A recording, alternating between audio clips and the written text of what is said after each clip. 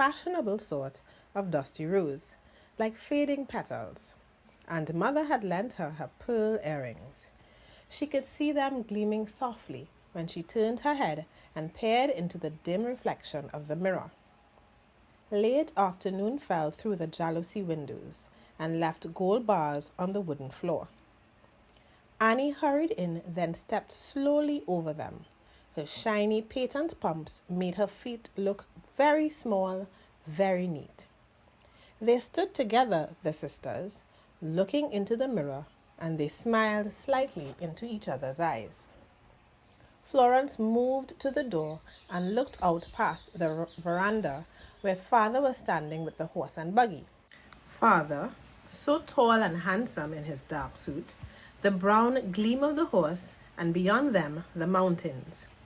A bird was singing somewhere, and Father bent, picked a rose, and placed it carefully in his lapel. That bush by the front steps, how it bloomed, always covered in small, fragrant red roses. The town hall had been decorated with palm fronds and hibiscus flowers, and they sat in the front row, very important, very grown up. One of the singers, a tall, thin, fair man with a mustache, sang all the love songs to Annie. And Florence saw Annie's dark, almond-shaped eyes turned up to him under the perfect wings of her eyebrows. Afterwards, Father bustled them away before that city man could make their acquaintance, hurried them into the buggy, and they drove off up the hilly road. So many bright stars, and she and Annie sang one of the songs. I'll remember you always, with a love that's true, always. Florence shook her head slightly, as if to dust off the fine powder of memories that seemed increasingly to settle around her mind. It was all so long ago, she thought, yet often her childhood seemed more real, more vivid than this pale, creased-up thing that was retirement. Each day so similar, each day so quiet without the regular sound of the school bell signaling a gush of noise as the children streamed out of class. There was a knock at the gate. Startled, Florence looked out and saw a young woman standing there. Please, ma'am, I'm looking at a job as a living helper. It was mid-afternoon and very hot. The girl looked weary, and her dress had dark, wet stains spreading out from her armpits. I don't need anyone, said Florence. Please, ma'am, the girl called quickly. I could have a drink of water? Florence got her some water and motioned for her to push the gate and come in. The girl came in and stood by the front steps holding a small brown vinyl bag. The sun was so hot, she began to feel confused, and when Florence gave her the water, she drank it too quickly and felt slightly sick, so that she leaned for a moment against the veranda wall. Child, are you ill? No, ma'am. I've been walking since morning looking at job. Come, sit on the veranda for a while. Esme walked up the 2 steps to the veranda and sat on a wooden slated chair. Where are you from? I name Esme Grant, and I grow at Haven Home, and I am 18 years of age. Florence gazed at the girl, an awkward, bony sort of body, and a face without expression. Her hair was plaited neatly in 2 sections, a schoolgirl hairstyle, but there was something old, tired-looking about her eyes. Well, said Florence firmly, you must go back to the home now. It will soon be dark. I can't go back, ma'am. I am 18 and I have to leave. You left the home with no job and no place to go? I don't have no family, ma'am. I have to get a job. What kind of work can you do, Esme? Well, ma'am, my head wasn't so good with the books, but I used to mind the smaller children. Florence felt a wave of anger. How could the home just put her out? No arrangements made for her at all. No wonder so many of these girls ended up on the streets. Have you eaten anything since morning? No, ma'am. Florence fixed some sandwiches and lemonade, gave them to Esme, and then went inside to call the home. The matron confirmed that she had left there that day, that she was a decent girl, but had no special skills. "But how on earth," Florence asked angrily, "can you put the girl out and she knows no one, has no place to go?"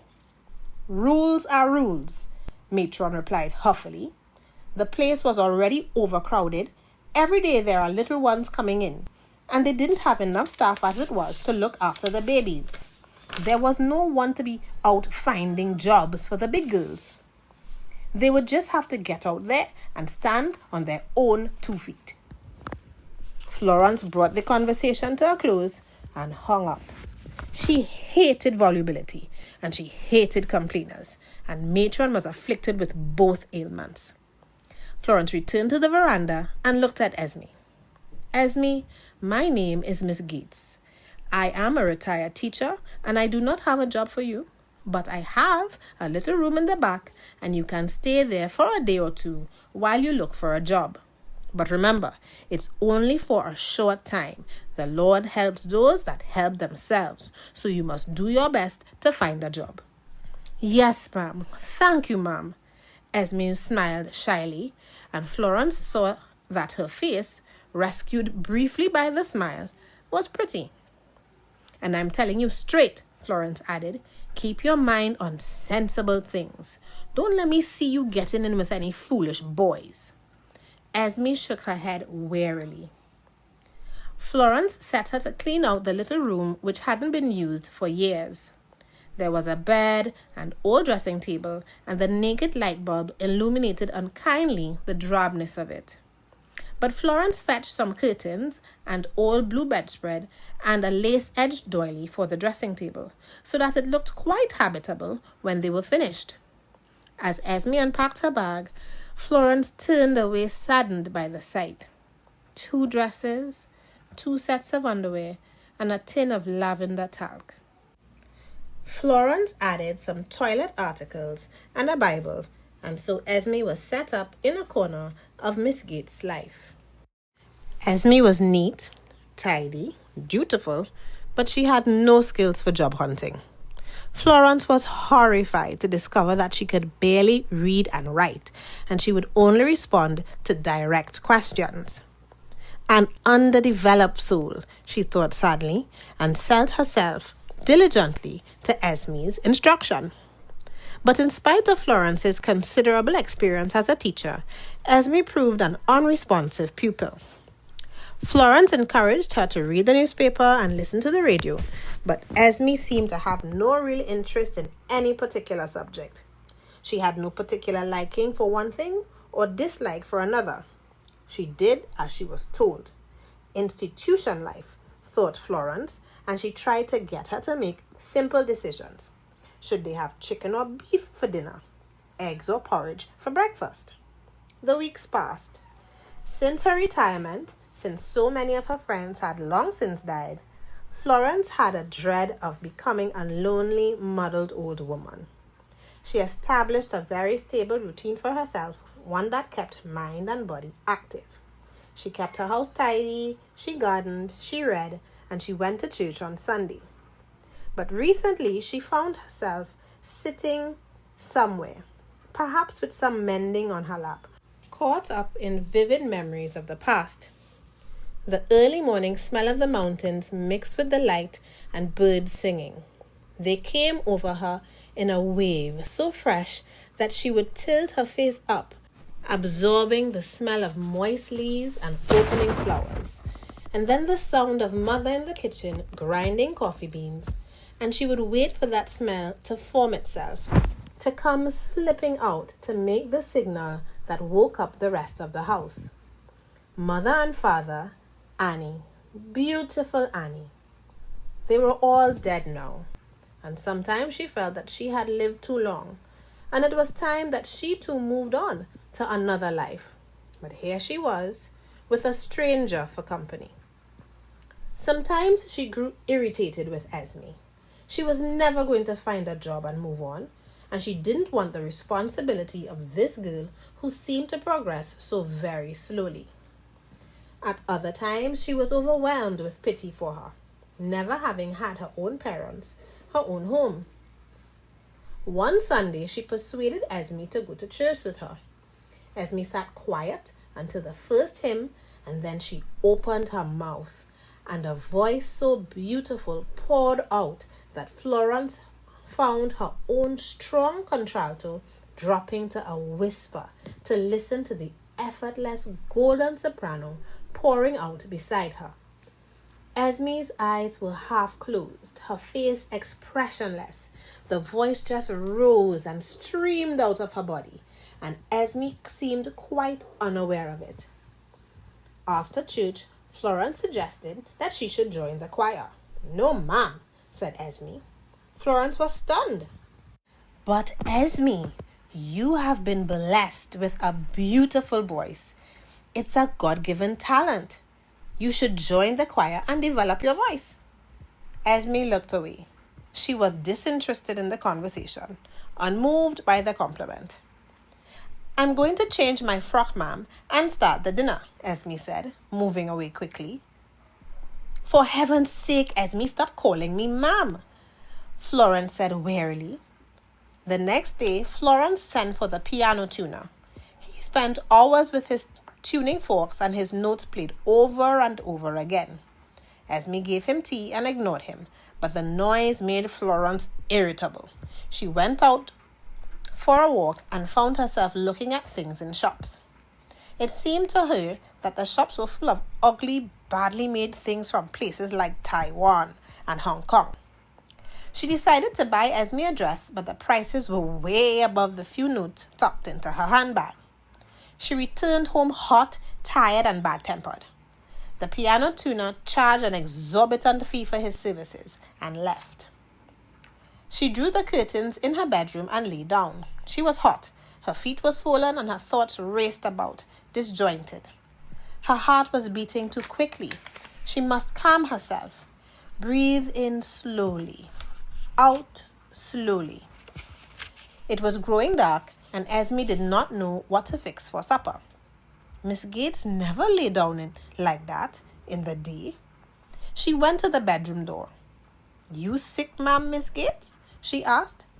"You want I should fix you some mint tea?" "Yes, thank you, Esme," she said, pleased that Esme had taken the initiative in this one small act. Revived by the tea, she found a box of old music sheets and began haltingly at first. Then the notes seemed to flow back into her fingers, and she gathered up confidence and launched out fully. Esme sat on the veranda waiting patiently for Miss Gates to stop playing and tell her what to fix for supper. But Miss Gates flowed on, and finally Esme fixed herself a sandwich and went to her room. She was later summoned, and when she went sleepily into the living room, she was startled by the old lady's face. The excitement there. Her eyes sparkled, and her close-cropped white hair seemed to crackle around her head. She gave her some sheets of music. "It's the 23rd Psalm. You know the words already. I'm going to play the music, and you listen and follow the words on the song sheet." Esme took the paper and listened as Miss Gates played and sang in her slightly raspy old contralto voice. "Now ready? I'm going to start singing again, and you sing it with me." Miss Gates played, and Esme sang. She grasped the music immediately, and once more the effortless, true voice flowed out. When it was finished, Miss Gates looked at her, still with that sparkle and energy about her. "Wonderful, Esme, just truly wonderful. We will practice a few more times, and then you will sing in church on Sunday." "No, ma'am," said Esme. Miss Gates flew into a terrible temper. "Don't you dare tell me no! So foolish! Why ever not? I can't understand you at all." Esme said nothing, but she began to feel a bit anxious. She did not want Miss Gates to get upset. She did not want her to get sick. Miss Gates closed the piano lid and paced up and down in front of the immobile Esme. "I have been a teacher all my life. Some were bright, some were not, but they all left my class with something. some sense of themselves, some spark of ambition. Are you listening? I pick up the newspaper every day and see this one or that one doing well, doing something with their lives. And you with this great natural talent, you have no ambition. For the life of me, I can't understand it. Please, Miss Gates, Esme said softly, please don't take on so. Florence stopped pacing. She felt dreadfully tired. They locked up the house and went to their rooms. The next day, she spent most of the day in her room and she would not eat. Esme did not know what to do. She knew there was a niece who talked on the telephone sometimes with Miss Gates, but Esme did not know her name or the phone number. If anything happened to the old lady, she would not know what to do. The next day, Miss Gates did not even get dressed. She accepted a cup of tea and stayed in bed. There was no washing to do, the house was tidy, and Esme did not know what to do. She knew she must do something. Finally, she presented herself at the door. Miss Gates, ma'am? Yes, Esme? Esme was shocked by the voice, by the face that turned toward her. She looked so old, so small and old. Ma'am, I should get a doctor? What I should do, ma'am? Miss Gates turned her head away and did not reply. Esme went away. She was frightened now. She was trembling and she felt cold. It was always hot in the home. There were so many girls. Sometimes she would wake up at night and feel glad that she was awake in the cool and quiet of the night. She went to her room and picked up the Bible Miss Gates had given her. She held it in her hands, not reading it, just feeling the soft, worn leather cover and the slight weight of it in her hands. She liked having her own room there. Miss Gates put up white net curtains, and she liked to wake up in the mornings and see them moving slightly. They looked so light, as if they were not quite real. Juliet was her friend at the home, but when Juliet was 14, a lady came from England and said that she was Juliet's aunt. She cried standing there by Juliet's bed. She had a big bosom, and she cried, and her bosom heaved up and down. She took Juliet away to live with her. Esme thought of Miss Gates lying in her room looking so sad and old. She did not want her to go away like Juliet. Then she remembered that she had been pleased when she gave her mint tea. She would make her some tea. She quickly picked some mint and hurried to the kitchen. The mint tea would make the old lady feel better, and things would be as they were before. She did not want things to change. She was cold and trembling. She must make the tea quickly. It would make the old lady well again. She reached for a cup and it fell, smashed to bits on the floor. She fell to the floor, picked up a piece of the cup and started to weep. Florence heard the noise and then silence. Esme, what's that? There was no reply. She got up slowly, wearily pulled on a dressing gown and made her way to the kitchen. Esme was sitting on the floor. Blood dripped from her hand, very dark against the pale tiles of the kitchen floor. But child, what's wrong? Get up and let me have a look at that hand. Esme sat, crumpled up. She made no sound, but tears streamed from her eyes, which were wide open, staring. Esme, get up this minute. Get off that floor. Esme stared straight ahead of her. Mama, Mama. Her voice was that of a very small child. Then the voice became adult, a soft, crooning voice. Mama soon come back, baby. I going to church. I going to sing a lovely song for my baby. See your daddy come to stay with you? I soon come back. Esme stopped crying. Her eyes stared straight in front of her. She was absolutely still, in shock. Florence stood, leaning against the kitchen counter, her breathing uneven, loud in the still room. Finally, she helped Esme up, bandaged her hand, and put her to lie on the sofa. What happened, Esme? What happened to your mama? Esme's voice was flat and toneless. The house catch on fire. Me daddy give me to somebody and try to put out the fire. Mama was coming back from church and she run to save me, but she and him dead in the fire. I don't know why them never leave me in there too. I don't know why. Esme, how old were you when that happened? I was very small. I never realized it before. I used to have bad dreams. For a moment, she looked hopefully at Miss Gates.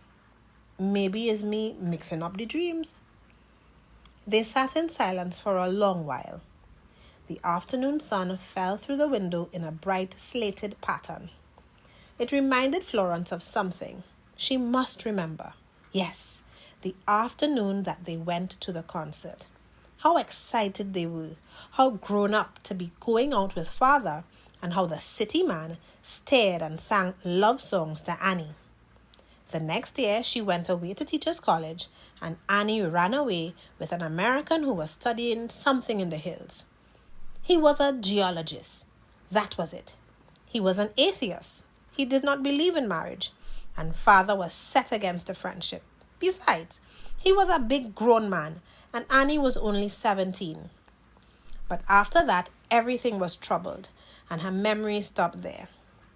There were earlier ones of them wading in the river, of mother teaching them to sing and play the piano, of father setting off for work so neat and correct to run the Farmers Credit Union in the nearby town. But somehow, after that evening at the concert, she found she had to choose her memories more carefully.